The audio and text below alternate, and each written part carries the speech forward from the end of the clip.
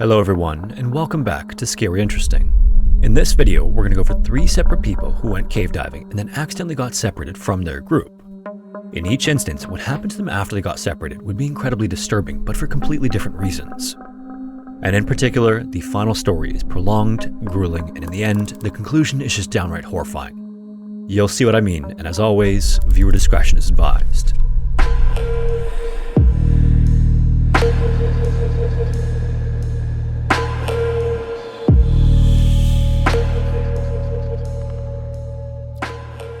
Today's video is sponsored by Babbel, one of the top language learning apps in the world. If you're a long-time subscriber, you probably know that I've been partnered with Babbel for the past several years now. But for those who are newer to the channel, in case you didn't know, as a Canadian, I took French in school for many years, but then forgot most of it after leaving school. This was a huge bummer because of how much time and effort it took to learn French in the first place. So this is why I was super excited to work with Babbel when they first reached out, and even more so after learning about all their incredible features. Maybe most importantly, Babbel's lessons are all designed by real language teachers to help you have real conversations about anything from travel to relationships. Babbel then acts like your own personal language coach, guiding you through lessons using different methods like matching words with definitions, spelling words out, using the correct grammar, and even practicing your pronunciation like this. Original, original. Original, original. And using all of these different techniques, not only does it accelerate your learning, but it's actually a fun way to learn, which makes it that much easier to go through the lessons. And the best part about this is that when I'm away from my computer, I can do all of the lessons from the Babbel app on my phone. So if you're ready to give Babbel a try, click the link below or scan the QR code on screen now to get up to 55% off your Babbel subscription. Et maintenant la vidéo d'aujourd'hui. That means, and now today's video. On July 19th, 2025, a man named Wang and a diving partner entered what was likely the River Youshui of China's Hunan province. It was late at night when the two descended into the river for what was supposed to be a routine dive they had both performed numerous times. Only about 5 minutes into the dive though, Wang's partner lost track of Wang and immediately returned to the surface, hoping his friend would show up within minutes. When that didn't happen, the dive partner heard to call for help. The reason Wang was missing was because he had unknowingly entered a separate cave system about 30 feet or 9 meters below the river's surface. This cave was part of South China's karst system, and to say the system is massive would be a dramatic understatement. It spans more than 212,000 square miles across multiple Chinese provinces. Running into one of the branches of this system wouldn't necessarily be unexpected for divers, but even though Wang had performed this dive before, it was a whole new world to him. It seemed that after entering the system, either due to being lost or simply being amazed, he went deeper and deeper, and before he knew it, his once completely full air cylinder was running drastically low. As he made his way through the system, he must have looked down and seen that his air cylinder dropped below 15%, then 10%, and in front of him were endless tunnels. As this situation became more and more desperate, and Wang likely got increasingly frantic and panicked, by some miracle, he stumbled on an air pocket about 348 feet or 100 meters inside the cave. It wasn't big, but it was enough that he was able to pull himself out of the water and settle himself down on the rocks inside. Miraculously as well, it also had enough air to keep himself sustained without the use of his air cylinder, which was now sitting at just 4%. But obviously at the same time, there was a new problem. He was now in a little dark room with no way out in one of the largest cave systems on Earth, so all he could do was sit and wait and hope for rescue. Outside the cave, he had no way of knowing that a search and rescue operation was already being organized in hopes of saving him. Authorities were notified of the situation by his dive partner, and the police reached out to a rescue team and a group of specialist cave divers from the police force. Members of each team then rushed the site and began making preparations to find Wang, although hope of finding him alive was already thin. He had already been missing for hours, maybe longer, when the dive team first entered the water to search for him. It's likely that this was already treated as a body recovery, and due to the risks, the search was deliberate and careful. Why risk others by searching haphazardly if the person you're searching for is already gone? But either way, they scoured the inside of the system in excess of 420 feet or 130 meters in length and found absolutely no sign of him before turning back to the entrance. In the days that followed, a second attempt was organized after the rescue team detected what sounded like rocks being knocked together. It was difficult to tell what the noise was or where it was coming from, with boat engines running at the surface, so the team asked the engines to be turned off so they could hear it better. When that happened, however, the silence was deathly. No one could hear anything coming from inside the cave. So they thought maybe it was an illusion or just a trick of the ears, but rescuers decided they weren't going to take any chances anyway. Instead, they were going to try to find him one more time. By this point, 5 days had passed and Wang was still clinging to life inside the air pocket. He had enough air to keep him alive and plenty of fresh water to hydrate him, but he couldn't live there forever. To keep himself fed as well, Wang actually was able to get his hands on some fish swimming beneath the surface and ate them raw inside the air pocket under the beam of his flashlight. But even with food, imagine being stuck in this little room under the earth, knowing just how unlikely it would be to be found. At some point, you have to figure your mind must wander to the worst case scenario. Then, on July 24th, he noticed something deep beneath his air pocket that gave him a shot of hope. Flashlight beams were darting back and forth against the rock below, and he knew it had to be rescue divers looking for him. So grabbing a loose rock, he then banged it as hard as he could against the walls, hoping that the sound would get the attention of the divers. But his heart sank as he watched them swim right past him and toward the deeper recesses of the cave system. So once again, the rescue team reached the 420-foot mark from the entrance without finding Wang and decided to turn back. And with this being unsuccessful, there would not be a third attempt. Heading back toward the entrance in defeat, the rescue team suddenly heard a loud splash and saw a flashlight beam waving frantically above them. As the divers looked up, they could see where it was coming from.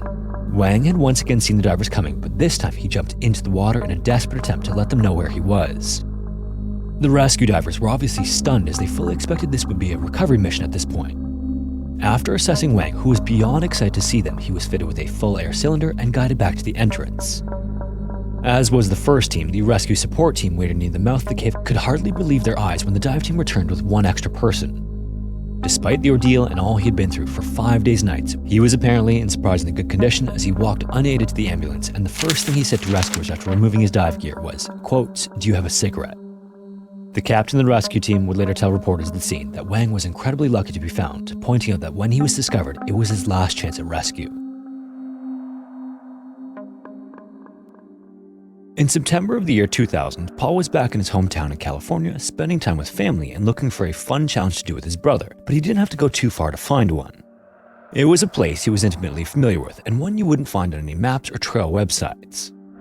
This area, called Goss Canyon, was one where he and his brothers and sisters had once spent summers exploring as kids, but few outsiders even know this place exists. Goss Canyon is a rugged, mountainous landscape tucked away in the foothills of La Crescenta. And to the uninitiated, it doesn't look like much, just some granite walls with brush creeping down the slopes, but at the top of the canyon, hidden among those granite cliffs, was a relic of another era. There's an abandoned well that was blasted into the mountainside back in 1915. Whatever purpose it once served had long been forgotten, but the structure remained. And it's more than just a hole in the mountain. Although the well is a dark, narrow shaft only a few feet across, it plunges into the earth and opens into a labyrinth of flooded tunnels and caverns. For Paul and his family, incredibly, it was a place flooded with memories, and he was eager to return to explore once more. September 17th, 2000 began with Paul and his 42-year-old brother Michael gathering up their hiking and scuba gear before making their way to Goss Canyon.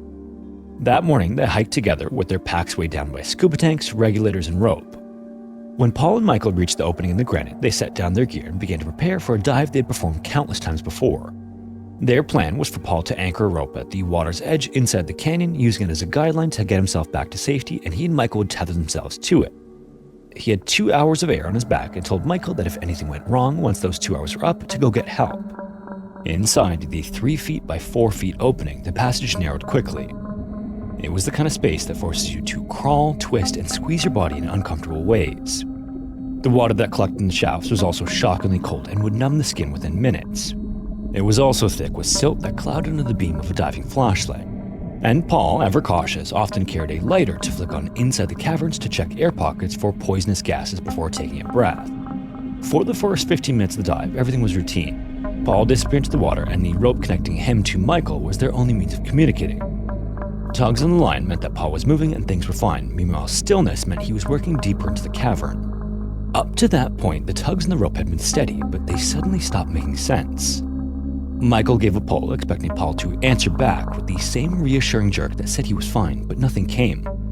Michael then tried again, this time a little bit harder, but he still received nothing in return. Somewhere in the dark, it seemed that Paul's rope had tangled, catching him at the worst possible spot. Michael then pulled with everything he had, straining against the line, but it was no use. Paul wasn't coming free. Minutes then began to tick by in a haze of panic, but Michael knew the rules and he had to be patient. Anything beyond 2 hours meant he had to run for help, and soon enough, that time had come without Paul's return. Michael then made the only decision he could and scrambled out of the well with his heart racing as he barreled down the trail toward help. By 1:20 p.m., Michael rushed through the doors of Crescenta Valley Sheriff's Station. Within minutes, the sheriff's team was on its way back to Goss Canyon, hauling their own tanks and gear up to the hidden well shaft. Horrifyingly, 3 hours after Michael had run for help, the rescue divers finally reached Paul. He was wedged in a narrow shaft, his body half in the water and half out. His head was tilted above the surface of a pocket as if he was trying to catch his breath. At first glance, it didn't make sense. His tank was still strapped to his back and he had plenty of air left. His regulator also hung at his side and there was no sign of a violent struggle or a catastrophic equipment failure. It was as though Paul had simply stopped. Back on the surface in the days after the tragedy, the picture grew stranger. Investigators noted that Paul hadn't drowned in a traditional sense as there was no evidence that he had run out of air. Instead, after examination, the coroner pointed to suffocation or lack of oxygen as the likely cause of Paul's death. But why would a man with a perfectly good tank of air abandon it in the middle of a dive? The answer would come from a videotape in Paul's diving camera. When it was played back, the footage showed his last moments in haunting detail. The beam of his light swept across the walls of the cavern as he edged into a tight tunnel. Then it angled upward into a hollow pocket above the waterline. Paul then surfaced, removed his regulator, and took a breath. A second later, the camera jolted and fell as Paul's body collapsed. The conclusion was chilling as Paul hadn't brought his lighter like he usually did. The air pocket he had surfaced in hadn't contained air at all, at least not the kind you could survive on. It was either too low in oxygen or tainted with other gases, the kind that can render a person unconscious almost instantly. By trusting it, even for a single breath, Paul had sealed his fate. Located just north of the Polish-Slovakian border sits the town of Zakopane, and just to the south lies Bystra Cave on the northern slopes of the Tatra mountain range. Water flows through it through the nearby Bystra spring that has carved out a series of tunnels and passages into the literal mountainside. The result is a system more than a kilometer long with a maximum depth of at least 53 meters or 173 feet. On top of its size, the cave is a mix of wet and dry sections through a series of sumps or siphons. By 1987, the sumps inside the cave had become almost legendary within the local cave diving community. That's because despite many attempts, no one ever made it through the fifth one and beyond, and there were several very good reasons for this. For one, the water that flows through the cave is part of the intake supply for a nearby city, meaning diving in it could risk contamination. Beyond that though, beneath the water in the fifth sump, the passage narrows so much that it's just about impassable for the vast majority of divers. But if you're familiar with the channel, you know this wasn't going to stop several young divers from trying. On the night of February 15th, 1987, 3 Polish divers and one from Yugoslavia named Alexei snuck into the cave through an access point adjacent to the gated main entrance. They then began their journey to the first pool. Now, getting to the fifth sump would require them to enter and exit the water several times as they pass through the first 4 siphons. All of these are passable, but they still contain their own unique dangers. The sumps are not straightforward ups and downs, so just getting to the fifth sump was a bit of a challenge in itself. Inside an area of the cave known as the Hall of Waterfalls, 3 of the divers, including Alexei, suited up and entered the first pool. The 4th among them was going to remain outside the water and act as a support should anything go wrong. At 10 p.m., the other 3 disappeared under the water of the first pool and began the long journey through each of the first 4 sumps, moving through cracks, narrow squeezes, and areas of strong water flow as they went. And as a testament to the difficulty, they wouldn't arrive at the 5th until just before 1 a.m. Also already exhausted from the effort, the 2 Polish divers were more than happy to let Alexei explore the 5th sump first while they took a breather. Before he went under, the 3 discussed a quick dive plan. Alexei would spend about 15 minutes inside before returning to them to report what he saw within the passageway.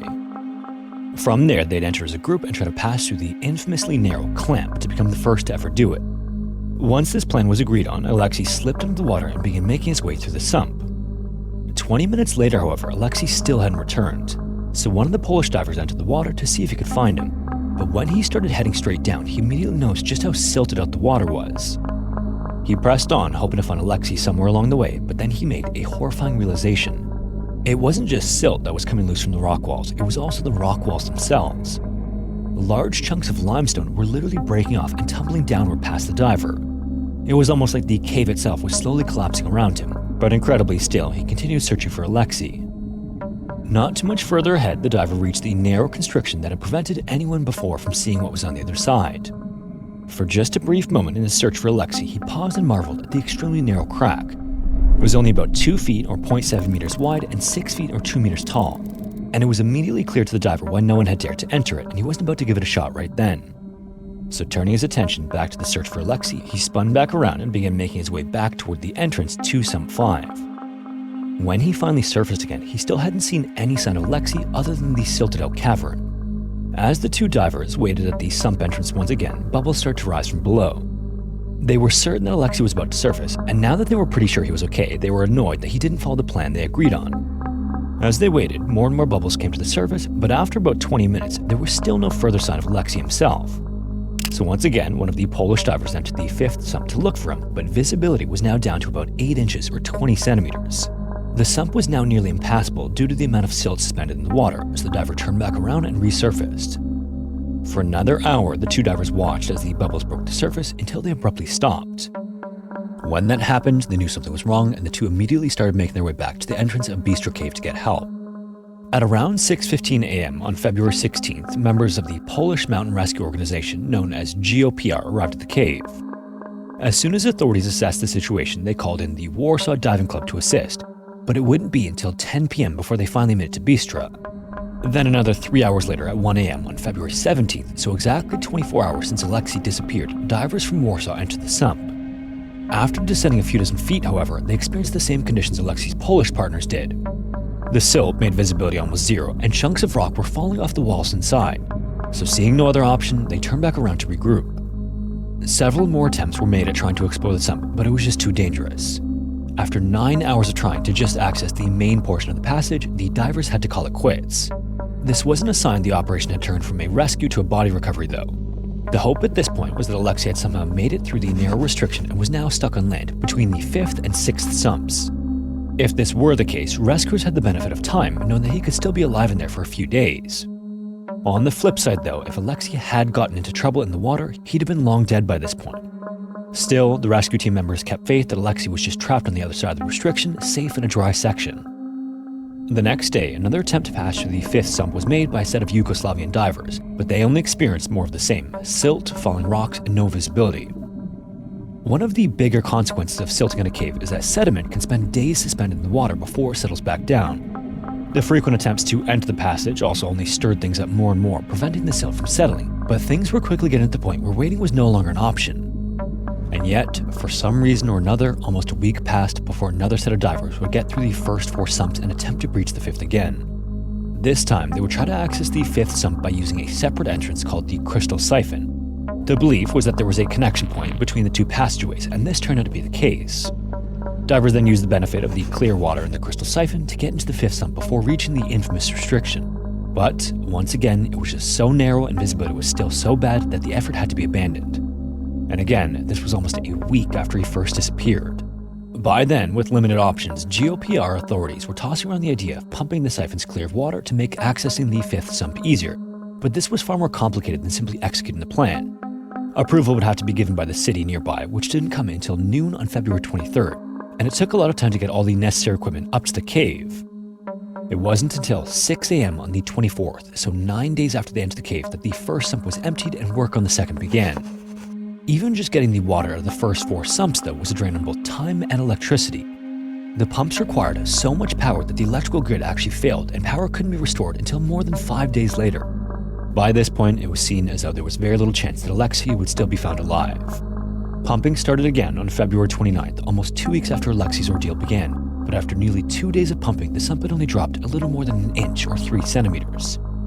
The pumps on location just weren't strong enough to overcome the reflow of water, so the rescue team had high-capacity pumps brought in. Unfortunately, the difference in results with the stronger pumps was marginal.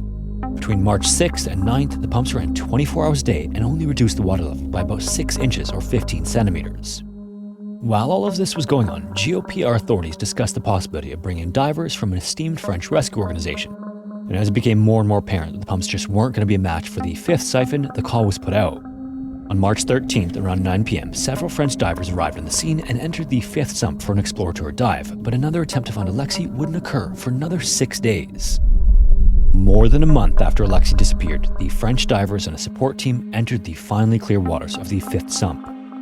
Only about 33 feet, or 10 meters down, they discovered Alexei's lifeless body completely tangled in his own guide rope. Carefully, the divers cut him free and brought his body to the surface of Sump 5. After an examination of the scene, authorities put together a reconstruction of what they believe happened to Alexei in the early morning hours of February 16, 1987. After having a discussion with his fellow dive partners, Alexei submerged into Sump 5 and began a vertical descent through what were the clear waters ahead of him. It's believed that he actually made it through the extremely narrow section called the clamp, becoming the first ever on record to do so. It's thought that he then surfaced on the other side where he attached a guide rope.